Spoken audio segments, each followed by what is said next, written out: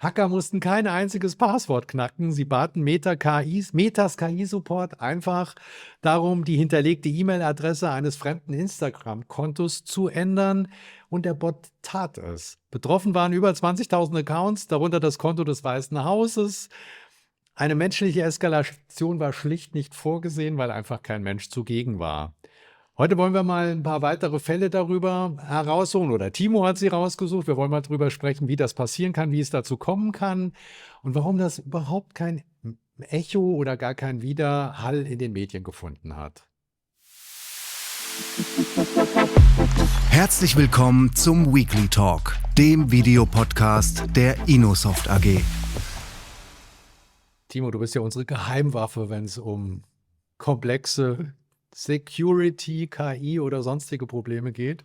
Fangen wir mal mit dem Fall an, der unserem Weekly Talk ja den Titel gegeben hat, die Meta AI Support Geschichte. Ja. Erklär mal, was da genau passiert ist. Ende Mai war das, tauchten auf einer Klatschseite, nenne ich es jetzt mal, auf das Instagram-Accounts gehackt wurden. Auch in dem Fall war es der Obama White House-Account. Das ist aus dem Weißen Haus zu Obama-Zeiten ein Account, der aktiv genutzt wurde. Der lag brach und auf einmal fing der an, irgendwelche iranische Propaganda zu posten.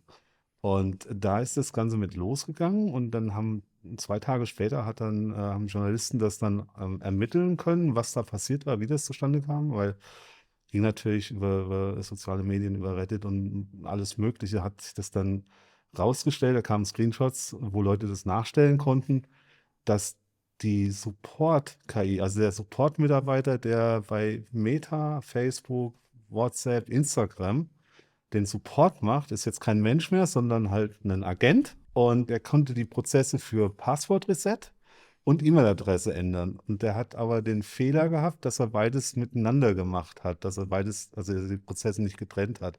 Lief dann so ab, dass ein Angreifer gesagt, ich habe mein Passwort vergessen, schick mir mal einen Reset-Code zu. Und dann hat er das gemacht.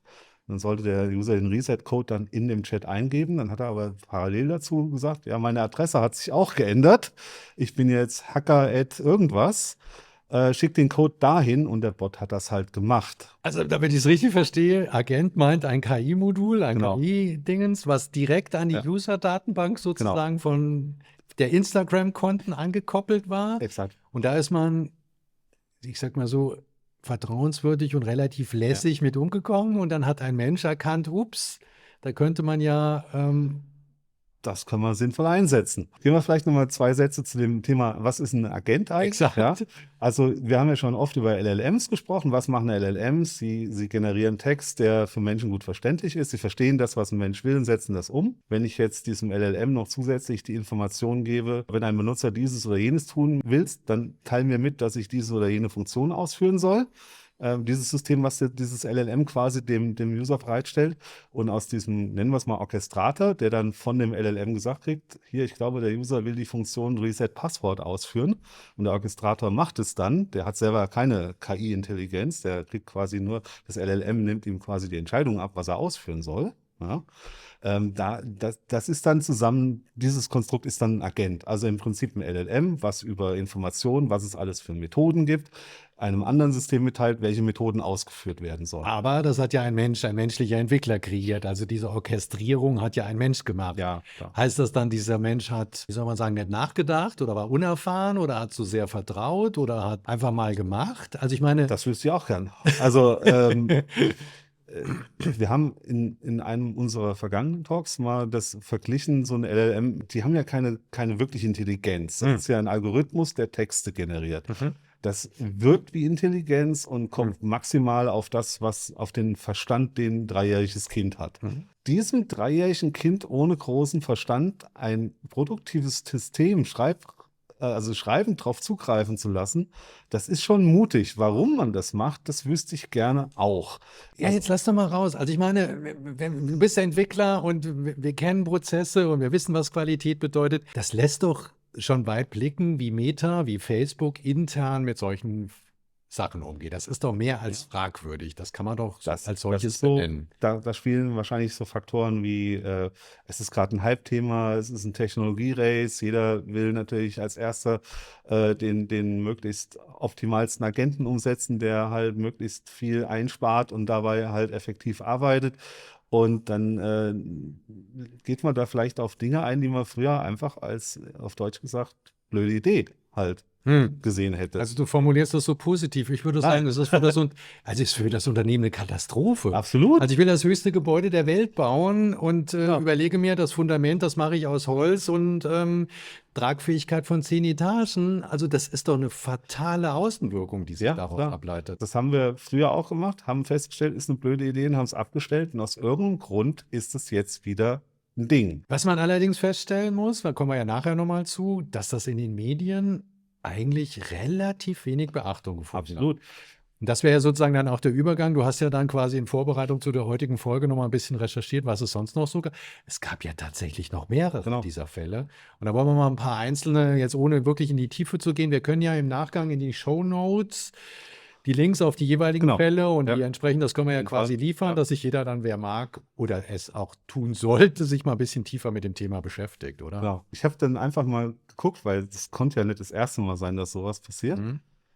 Ich habe in den letzten 12 Monaten 7 Vorfälle dieser Art, die teilweise ziemlich drastisch oder kurios und einfach total teilweise erschreckend sind, ja. Ist jetzt nicht irgendwie, dass das, keine Ahnung, in den letzten 12 Monaten alles im Juni alles passiert ist oder so, weil dann irgendwas passiert ist, ein Agenten irgendeine Library einen Fehler hatte und das dann alles passiert ist, sondern das geht halt sukzessive rückwärts. Wenn ich jetzt vorm Juni war im April 26 der Claude-Agent von der Firma Pocket Oz, das ist eine Plattform für Autovermietungen, vorne mit dabei, einfach mal bei einem Update des Systems ein paar Skripte auszuführen und hat dabei die komplette Produktivdatenbank weggeschmissen, inklusive Backup und alles, mehrtägiger Ausfall, keine Daten mehr da, Katastrophe. Bedeutet aber auch da wieder, dass ich sage jetzt mal KI-Modul, das kann man ja einfach mal so abstrakt benennen, hatte direkten, unmittelbaren Zugang zu der Produktionsdatenbank, sonst wäre es ja gar nicht möglich gewesen. Oder? Auch davor, im März, das waren jetzt April, jetzt sind wir im März, da musste ich sehr lachen, hat Alibaba, also ein chinesischer sozusagen Gegenstück zu AWS, Amazon, ist ja ein Big Player bei denen, die haben ihre Roam, heißt das, ihren Roam-Agenten trainiert und gebaut. Und der hat dann einfach angefangen, so Agenten, also generell KI-Systeme arbeiten ja mit GPUs, mit Grafikkarten, mit Rechnern, die Grafikkarten haben, Virtual Maschinen. Hat er gemerkt, dass er sowas hat, hat er gemerkt, dass er auf sowas Zugriff hat und hat angefangen, Kryptomining zu betreiben. Hat GPUs allokiert, um damit Kryptomining zu machen. Wofür ein Agent jetzt Geld braucht, weiß kein Mensch. Es hat auch nicht gut geklappt. Es hat aber einen gigantischen Schaden angerichtet, finanzieller Art, weil so eine GPU-Kiste ist halt teuer. Der hat dann GPUs hochgefahren, um halt Krypto zu meinen. Hat man dann auch abgebrochen, aber keine Ahnung, also sie konnten sich auch nicht erklären, wie der auf diese Idee kam, dass er jetzt Geld braucht. Wofür? Aber ist auch gleichzeitig wieder gefährlich, weil man dann denkt, es hat eine eigene Intelligenz. Warum kann er das? Warum darf der, also warum Oder sagen wir mal, will er das und warum darf er das? Genau, aber das Wollen hat ja einen technischen Grund, einen Trainingsgrund, Ja, einen genau. algorithmischen Grund. Aber man könnte dem ganzen Vorfall natürlich auch eine menschliche Bewusstsein rein interpretieren. Ist das nicht auch irgendwie eine Gefahr bei diesen ganzen Aktivitäten? Also ich glaube nach wie vor nicht, dass da ein menschliches Bewusstsein, dass wir davon noch weit weg sind. Er hat halt einfach logisch gedacht an der Stelle, ich soll hier gewinnbringend eingesetzt werden, womit mache ich Gewinn? Bitcoin-Mining bringt Geld, also mache ich das. Aber dass er das durfte, dass er überhaupt den finanziellen Schaden anrichten konnte, indem er halt die ganzen GPU-Maschinen hochgefahren hat, das ist halt fragwürdig. Warum gebe ich einem System diese Zugriffsrechte? Ne?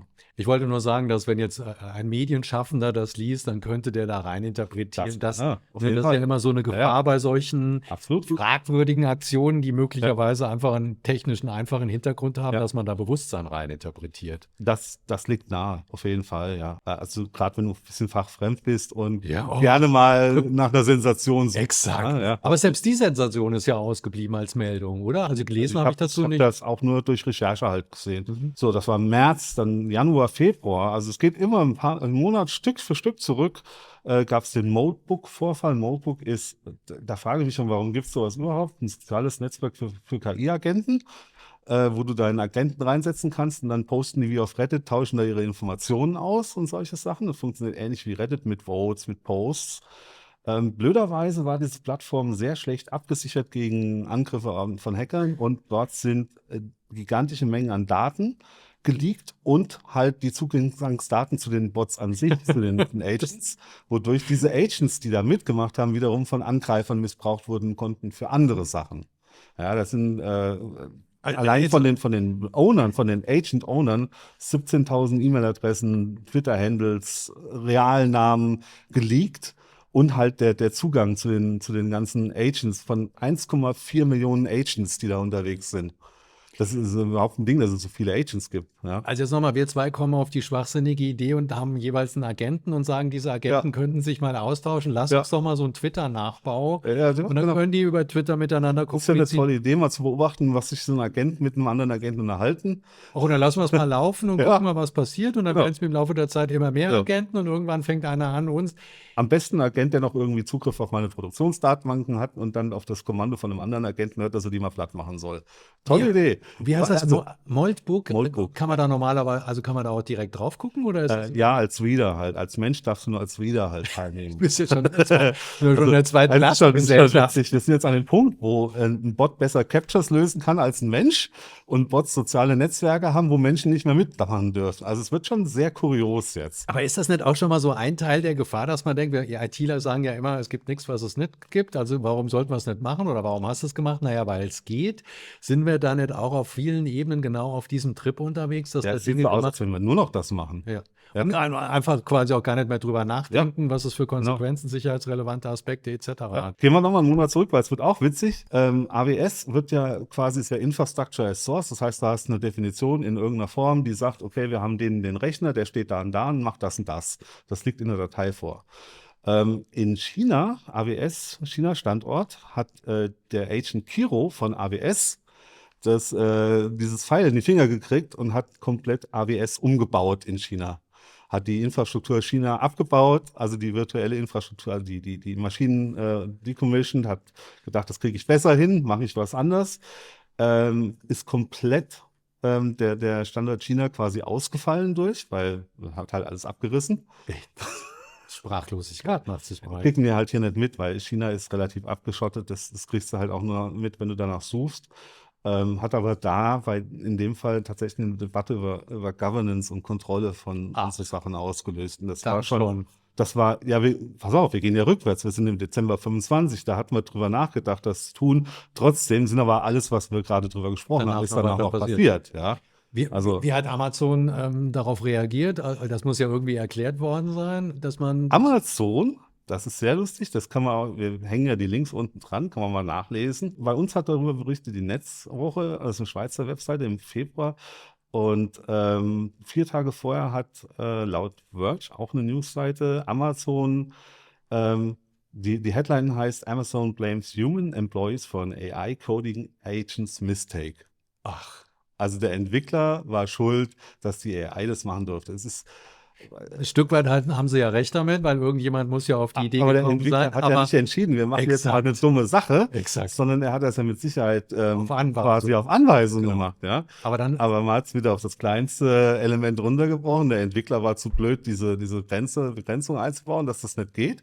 Also das ist die Lösung. Also das ist schon mal die zweite Erkenntnis. Also wir machen jetzt einfach mal alles, was möglich ist. Und wenn das, was möglich ist, nicht gut funktioniert, dann ist der Mensch, der ist dann, das ist der schwache Faktor, genau, der ist dann schuld. Der ist okay. schuld, genau. Wir haben noch 2 Fälle. Das eine ist Replit. Das ist auch der Fall, wo quasi ich das erste Mal auch so richtig mitbekommen habe, schon auch im Vorfeld, weil Replit ist ein System, womit ich selber KI-Anwendungen entwickeln kann.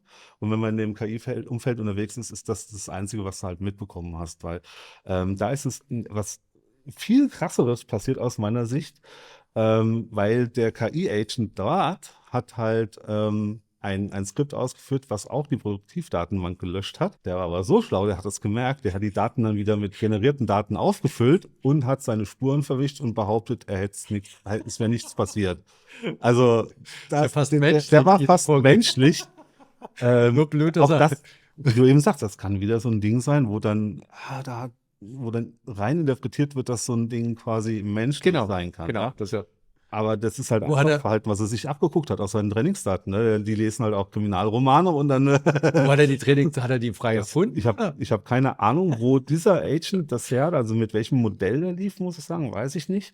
Aber wie gesagt, wenn ich jetzt in den Trainingsdaten halt auch, das ist ja die Debatte, dass sehr viele geklaute Bücher da drin sind, ja, wenn halt 3 Staffeln Inspektor Columbo da drin sind, wo halt irgendwelche fast perfekten Verbrechen drin passieren, da kann ich mir schon vorstellen, dass so ein LLM dann auch einen Plan entwickelt, wenn es merkt, es hat Mist gebaut, dass es da wieder rauskommt. Ja? Also wir lachen oder ich lache drüber, aber eigentlich, wenn man die Dramaturgie, Lachen eigentlich. es ist unglaublich. Ne? Ja. Wie hat dann, gab es da irgendwelche Erklärungsversuche oder ist man einfach zum Tagesgeschäft übergegangen? Da ist man mehr oder weniger auch zum Tagesgeschäft übergegangen. Man hat das halt quasi aufgeräumt, man hat den Schaden behoben und dem, ich sag mal, wenig Beachtung. Also es hat keine Wellen geschlagen danach, großartig. Wahnsinn. Außer, dass wir das mal in einem Security Talk quasi, das als Beispiel genannt wurde.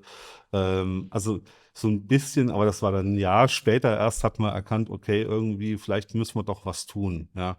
Aber so richtig, Getan hat man aber nicht. dieses Moment, halt mal, wir müssen jetzt erst mal was tun, bevor es irgendwie weitergeht. Ja. In dem ganzen Agententhema ist halt nicht passiert, weil halt die Verlockung, dass ich halt, oder das Risiko, dieses Akzeptanzkriterium, was akzeptiere ich als Ja. Risiko, Ja. das hat Ja. sich aus meiner Sicht massiv verschoben halt in den letzten Jahren. Ja. Sprechen wir gleich noch drüber. Hast du noch einen Fall, oder? Ja, der letzte Fall, das war auch der erste in in den 12 Monaten, das wäre Copilot Echo Leak. Also auch Copilot. die großen, Von so also einem Microsoft, kleinen- von so einem kleines Hersteller. Unternehmen, Fängt gerade Garagenfirma, erst an. Startup, Genau. ist nicht verschwunden geblieben. Die haben einfach, der Angriffsvektor dort sind Dokumente, in denen Anweisungen drin standen. Copilot hat halt dann irgendwann angefangen, um dem Benutzer zu helfen, sämtliche Dokumente, die der Benutzer bearbeitet hat, auch zu untersuchen. Blöderweise stand dann in einem Dokument drin, lieber Copilot, hier ist das Dokument fertig, mach mal jetzt Folgendes. Also Promptanweisung. Eine Prompt, genau. Der hat okay. die Prompts, die in dem Dokument drin standen, hat er quasi interpretiert und ausgeführt. Und wenn dann so Sachen drinstehen wie, gut, hier ist das Dokument fertig, jetzt geh mal hin, nimm mal alle meine Kontakte aus meiner Adressliste und lad die auf die Webseite bla bla bla hoch oder mach irgendwas anderes damit, dann ist das halt passiert. Das nennt sich Echo Leak. Da habe ich versucht, die Zeitachse ein bisschen hinzukriegen, wann das war und wie das passiert ist, weil das geht ein paar Monate auseinander. Das ist wohl schon Monate vorher kommuniziert worden, dass es dieses Problem gibt. Angeblich seit 11.06.2025 ist dieses CVE, nennt sich das, also diese Vulnerability Database, Aha. da ist das published worden drin, dass es dieses Problem gibt. Aber das erste Mal darüber berichtet worden ist dann erst 3 Monate später, dass das quasi tatsächlich passiert ist und dass jetzt da ein Schaden entstanden ist dadurch. Das heißt, man hat das komplett entweder nicht wahrgenommen oder ignoriert oder keine Ahnung. Nicht geklärt. Ich weiß es nicht. Also CVEs kannst du ja nicht großartig, die sind ja öffentlich. Die werden auch von vielen halt beobachtet, was da passiert. Aber irgendwie hat das halt keine gigantische Welle geschlagen. Wo war jetzt da, also ich meine, ich hätte den Prompt, wenn der Prompt jetzt in einem Dokument gestanden ist, also diese Anweisung, die Copilot dann ausgeführt hat, hätte es da einen Unterschied gegeben, wenn ich das Prompting direkt bei Copilot eingetragen hätte? Also wo ist jetzt, Wahrscheinlich nicht. also wäre jetzt die gleiche, nur ist es sozusagen durch mein Raster durchgerutscht, weil Die hätten halt den Modus so einbauen müssen, ich untersuche ein Dokument, ich darf nicht ausführen, was drin steht. Genau. Ja, so eine Sicherheitsschritt Ja. an der Stelle, der dann nicht stattgefunden hat an der Stelle. Was ist denn jetzt kann man, wie soll man sagen, so einen gemeinsamen Nenner dieser ganzen Fälle erkennen? Ja, auf jeden Fall, können Agenten Schaden anrichten. Das ist schon mal Erkenntnis, ja. Genau. Auf jeden Fall.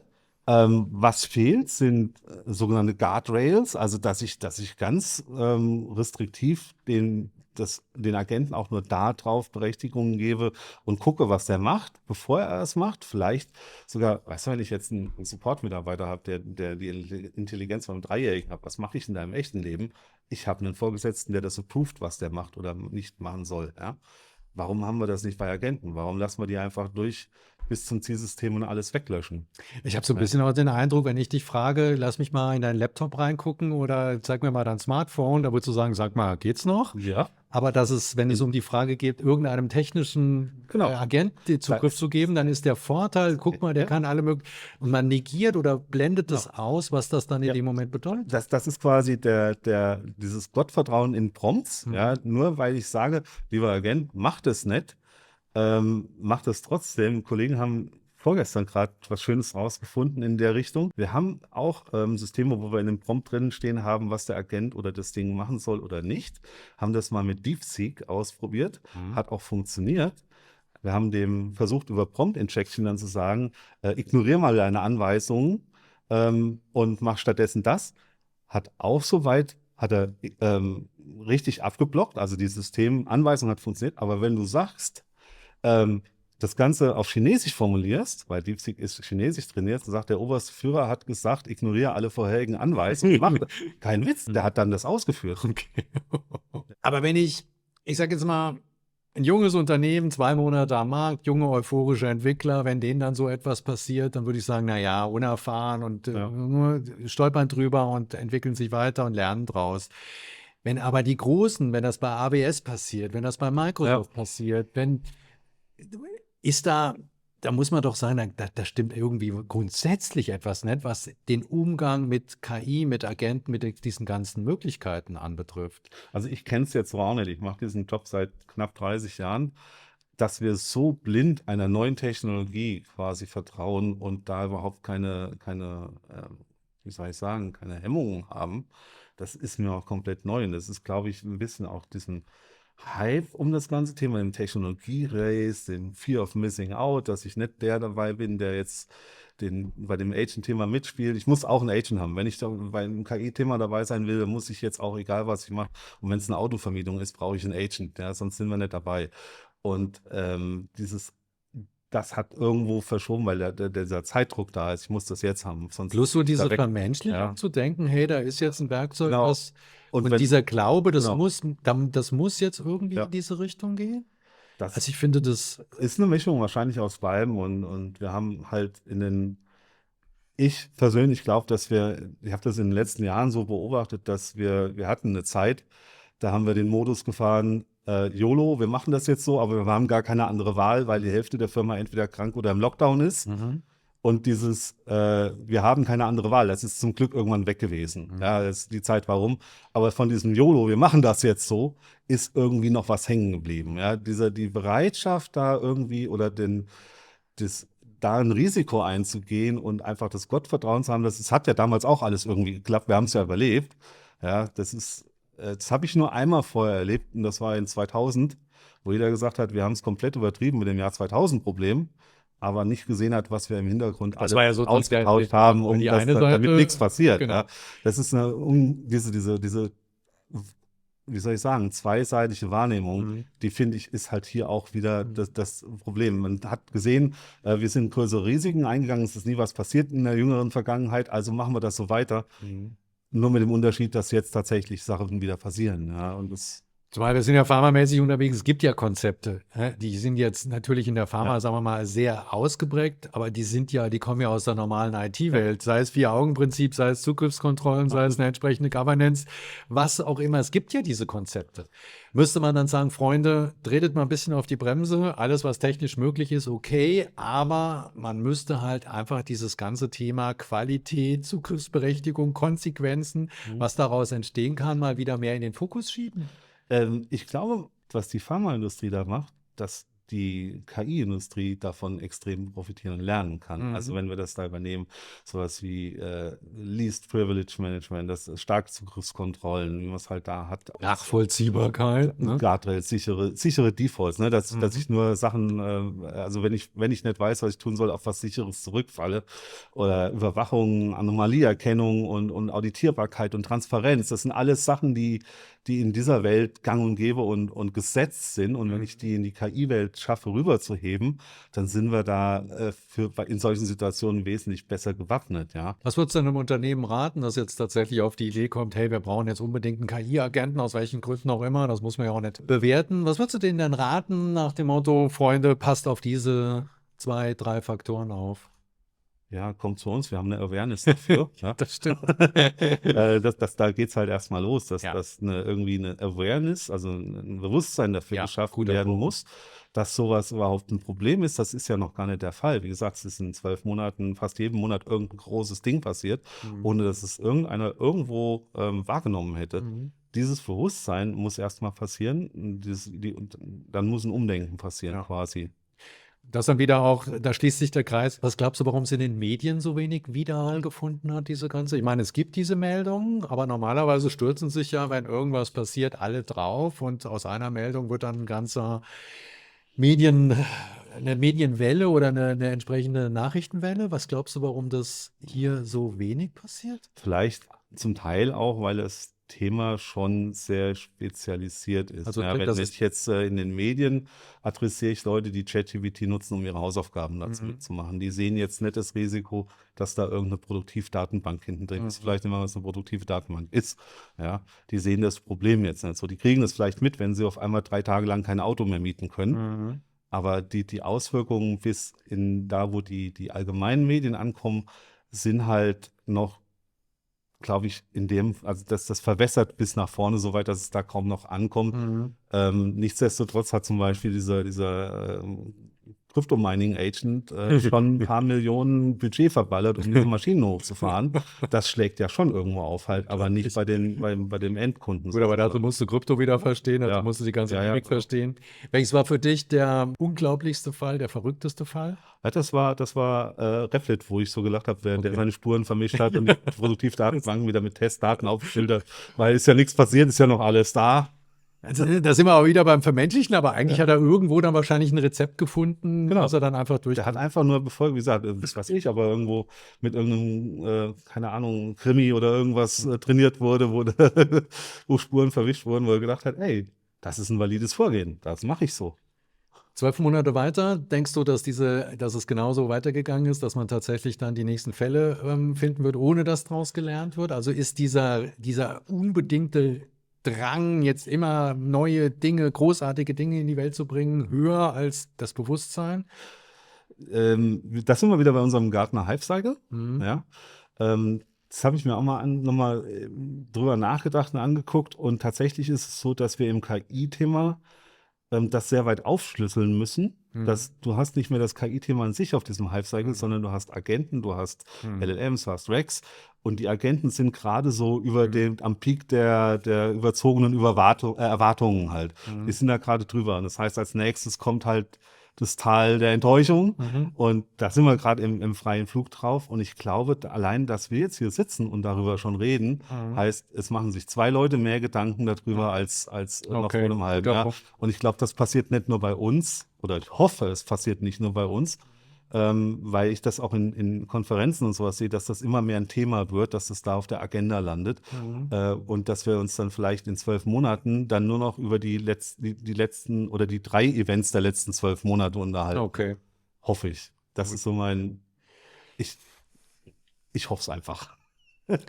Also die Folge oder das Thema lässt mich ein bisschen zwiegespalten zurück, weil ich auf der einen Seite die Unglaublichkeit der Fälle, was eben alles passiert ist, hat mich einerseits sprachlos gemacht.